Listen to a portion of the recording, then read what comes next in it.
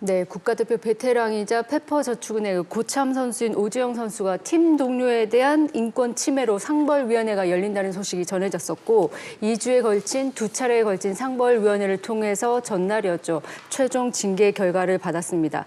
제가 1, 2차 상벌위원회 취재를 갔는데 상벌위원회가 오지영이 팀 동료에 대한 괴롭힘, 폭언 등 인권 침해 행위가 있었다고 판단해서 1년 자격정지 징계를 결정했습니다. 중징계입니다. 네, 이후 이 오지영 선수 측에서 재심을 신청한다고 또 이야기를 밝혔습니다. 네. 상벌위원회 결정에 인정할 수 없는 부분이 있다라는 얘기인데요. 좀 네. 어떤 걸까요? 그 부분에 앞서서 이제 우리가 중징계가 나왔잖아요. 1년 자격 중징계. 그 근거를 좀 살펴볼까요? 자막에 나오는데 선수인권보호위원회 규정 제10조 세부 조항에 따르면 폭언과 그 밖의 폭력 행위가 가벼운 경우에는 1개월 이상 그리고 1년 이하의 자격 정지 징계를 내릴 수 있다. 이렇게 되어 있는데 1년 자격 정지 징계받은 오지영 선수는 최고 수위 징계를 받은 겁니다. 그러니까 오지영 선수가 후배에게 직접적인 폭행을 가하거나 얼차려를 위한 집합 등을 하지는 않았지만 상벌위원회의 판단은 훈련 중에 어떤 욕설이 담긴 폭언 그리고 SNS 등을 통한 오지영의 말이 폭언이었다, 정신적인 괴롭힘이었다, 이거는 심각한 사안이다 이렇게 판단을 했고요. 중대한 반사회적 행위다. 그리고 프로스포츠에서 이거는 없어져야 할 악습이고 유사한 행위가 재발되지 않도록 제재해야 되는 상황이기 때문에 최고 수위를 징계를 결정했다 이렇게 얘기했습니다. 그런데 이제 앞서 말씀하신 것처럼 오지영 선수 측에서는 재심을 이제 하기로 결정을 했고요. 이제 할 겁니다. 상벌위원회의 결정에 인정할 수 없다 이렇게 얘기하고 또 따로 이제 구단이 계약 해지를 결정했기 때문에 상벌위원회의 징계가 나오면서 이 구단과는 따로 계약 해지 무효에 대한 소송도 할 예정입니다. 억울하다는 입장인데요. 양측의 의견이 이렇게 엇갈리고 대립하고 있습니다. 네, 오지영 선수가 좀 이렇게 소명한 자료에 대해 보면 좀 이런 오지영 선수의 입장이 좀 비춰지는 부분들도 있는 것 같아요. 네, 상벌위 조사 얘기 좀 더 구체적으로 해볼까요? 상벌위 조사에 따르면 오지영 선수의 괴롭힘 시작이 지난해 6월부터였다고 해요. 그래서 이게 지속적으로 이루어져서 견디다 못해서 두 선수가 차례로 지난해 11월과 12월에 팀을 떠났다고 합니다.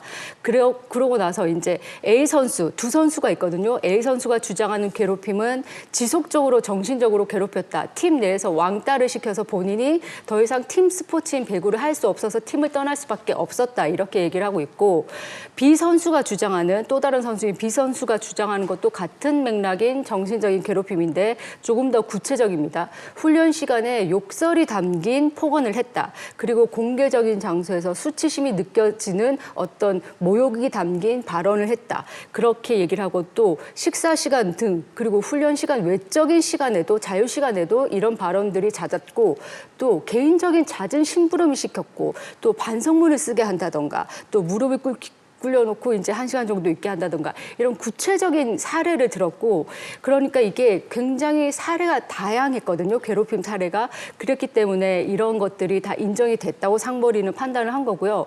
오지영 선수는 이제 피해자들이 주장하는 사실에 대해서 일부는 인정했습니다. 이런 일이 있었습니다라고는 인정을 했지만 이게 핀 것은 아니다라고 주장을 했어요.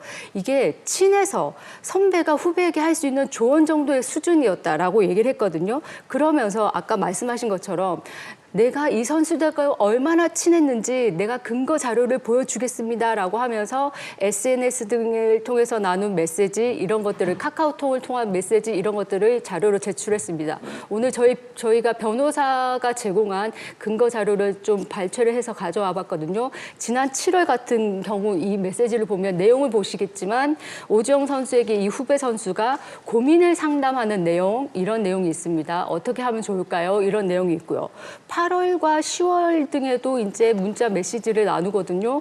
이런 내용을 보면은 후배를 다그치는 후에 사과를 하는 모습이 이런 내용이 담긴 오지영 선수의 문자 메시지 그에 대해서 후배 선수가 또 대응을 하고요.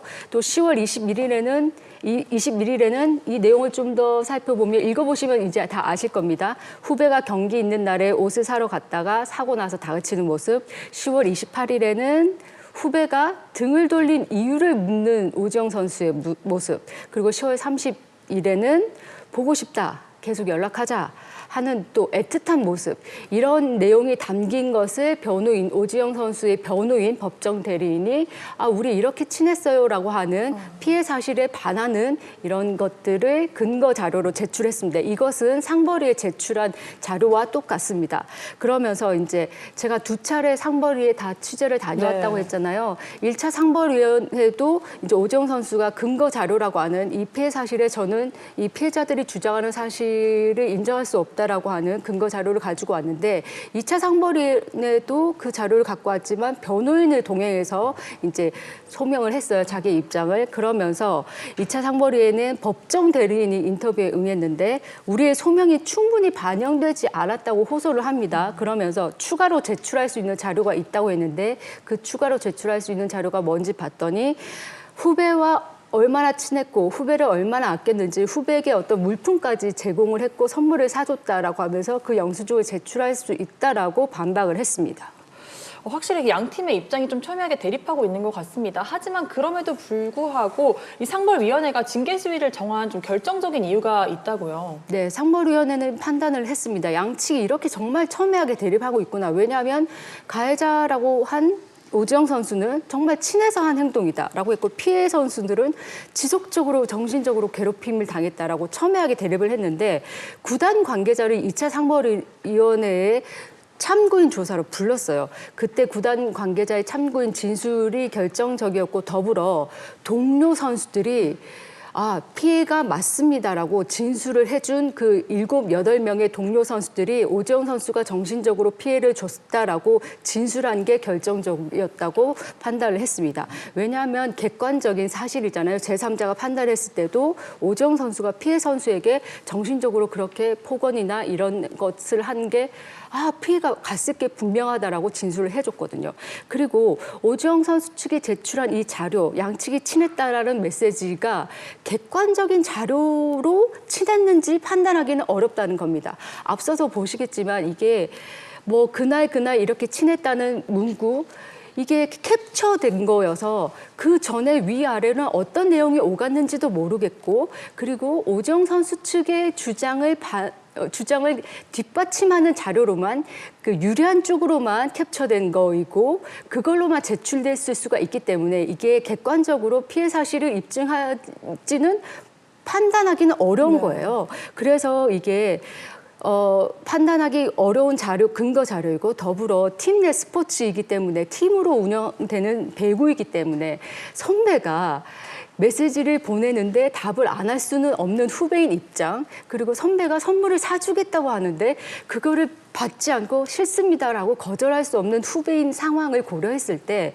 이거는 정신적인 괴롭힘일 수밖에 없고 괴롭힘이 맞다라고 판단을 한 겁니다. 개인적으로 제가 봤을 때 오지영 선수의 주장대로 두 선수가 와 그렇게 친분이 있었다면 제가 봤을 때는 오지영 선수 측이 제출한 그 친했다는 그 문자 메시지가 왜 두 선수가 떠났다는 지난해 10월, 11월, 12월 이후에는 서로 친하게 주고받은 메시지 자료가 제출되지 않았는지가 궁금해요. 왜냐하면 정신적 괴롭힘으로 두 선수가 떠나지 않았다면 오지영 선수 측의 주장대로 이 두 선수가 팀을 떠났는데 오지영 선수는 그렇게 친했으면 궁금했을 거 아니에요. 그 팀을 왜 떠났니? 떠나고 나서도 어디서 잘 지내니? 새해 인사라도 보냈을 거고 새해 복 많이 받아 이런 것들이 있을 텐데 그런 근거 자료를 제출하지 않은 게 저는 궁금했고 그래서 이게 설득력이 좀 떨어진다. 친했다고 주장하는 게 설득력이 좀 떨어진다라고 보고 더불어 변호인이 이제 인터뷰에서 주장한 이 사건이 쟁점화되고 불거진 것이 양측의 갈등 때문이 아니라 조 트린지 감독, 외국인 감독이 한국의 정서를 이해하지 못하는 선후배의 정서, 언니 동생의 정서를 이해하지 못하는 외국인 감독이 들어오면서 주전과 비주전으로 나누고 주전 선수만 원정 경기에 데려가고 비주전 선수만 숙소 내에 남아있는 상황에서 어떤 선배가 후배들에게 우리 좀 운동도 좀 하고 컨디션도 좀 챙기자 이렇게 다독이는 상황에서 일어난 상황이다라고 주장을 해서 이것도 좀 설득력이 떨어지지 않나 저는 개인적으로 이런 생각을 했습니다. 확실히 이렇게 오지영 선수와 이 선수들 간에 좀 감정이 얽힌 또 이야기이기 때문에 명확하게 또 답을 내리긴 조금 어려울 것 같은데요. 이렇게 오지영 선수 1년 자격정지라는 중징계를 받았고요. 이 페퍼저축은행에서도 계약 해지가 됐습니다. 그렇다면 이후에 다시 좀 코트로 돌아올 가능성은 어느 정도 될까요? 뭐 제가 이제 가능성이 있다 없다 말씀드리긴 좀 어려울 것 같은데, 그러니까 이 결론, 그러니까 배구연맹 생벌위원회에서 내린 결론의 핵심, 본질을 생각해야 될 것 같아요. 그러니까 이런 복잡한 관계를 차치하고 결국에는 문제가 될 만한 행동을 했냐 안 했냐, 그게 사실 핵심이거든요. 네. 사실 뭐 인간관계라는 게 워낙 복잡하고 많은 게 얽혀 있잖아요. 그래서 그거를 다른 사람이 판단하기는 어렵습니다. 하지만 했냐 안 했냐는 사실관계가 있고 또 판단할 수 있죠. 그렇기 때문에 뭐 재심 신청을 했는데 이제 그런 사실관계를 뒤집을 수 있을 만한 그런 것들 내용이 없다면 사실은 이 판결이 뒤집히기는 어려울 것 같고요. 그러니까 결국에는 이 어려운 굉장히 가치 판단의 일인데 상벌위원회에서도 두 차례에 걸쳐 회의 끝에 결론을 내린 거는 오지영 선수가 문제가 될 만한 행동을 했다라고 결론을 내린 겁니다. 그렇기 때문에 그런 것들은 조금 더 지켜봐야 될 것 같긴 하지만 개인적으로는 좀 어렵지 않을까 생각을 합니다. 사실 여러 차례 거쳐서 좀 이런 일들이 계속해서 좀 이야기가 나오고 있는데요. 이런 문제가 반복되지 않게 하기 위해서는 좀 어떤 노력이 필요한지 좀 두 분께서는 어떻게 생각하십니까? 저는 이번 사태를 보면서 이제 두 선수가 어쨌거나 선배 선수에 의해서 정신적인 괴롭힘을 하면서 프로 팀을 떠나서 지금은 다른 프로 무대를 떠나서 다른 쪽에서 이제 선수 생활을 이어가고 있거든요. 프로의 꿈을 키웠던 두 선수가 이렇게 팀에서의 문제 때문에 떠나는 이거는 구단이나 혹은 코치, 감독들이 막을 수 있었음에도 불구하고 막지 못했다는 거는 이건 굉장히 좀 짚고 넘어가야 될 문제라고 생각하고요. 코치진 그리고 구단에서 이거를 막았어야 하는 것 아닌가, 시스템적으로 좀 이거는 다시 한번 재발 방지를 위해서 좀 노력을 해야 될 것 같고, 그리고 이제 선수들에게도 저는 좀 이야기를 하고 싶은 게, 요즘은 훈련 중에 조언이나 이런 건 할 수는 있지만 욕설해서는 안 되고요. 그리고 더불어서 후배 선수들도 선배들이 조언이나 이런 거를 조언이나 해줄 수 있는 거는 당연하죠. 이제 팀 스포츠니까 이런 걸 혼돈하지 않았으면 좋겠습니다. 오지영 선수의 행동은 훈련 중에 욕설, 개인 심부름 이런 것들이 잘못된 행동이지, 훈련 중에 선배가 후배들에게 조언이나 어떤 이야기, 의논을 나누는 행동은 괜찮은 거예요. 다른 행동이 문제였던 거지. 그래서 이런 것들을 악용하는 거는 나오지 않길 재발 방지를 좀 원합니다. 확실히 이 사건에 있어서 조금 더 정확하게 문제가 어떤 것인지 좀 판단하는 그 기준이 좀 필요할 것 같습니다.